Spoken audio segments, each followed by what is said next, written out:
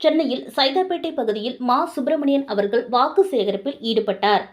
சட்டமன்ற தேர்தலில் திமுக சார்பாக சைதாப்பேட்டை தொகுதியில் போட்டியிடும் அமைச்சர் மா. சுப்பிரமணியன் அவர்கள் சைதாப்பேட்டை தொகுதிக்கு உட்பட்ட பல்வேறு இடங்களில் தீவிர வாக்கு சேகரிப்பில் ஈடுபட்டார்.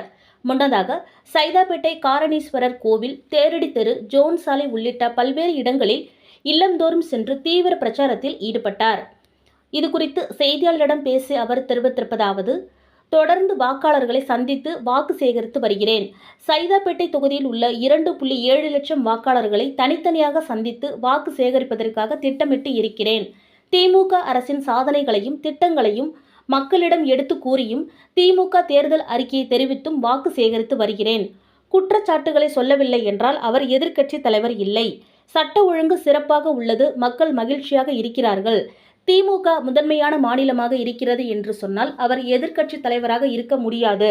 அவருக்கு அதை சொல்வதற்கும் வாய்ப்பு வராது என்று அவர் கூறினார்.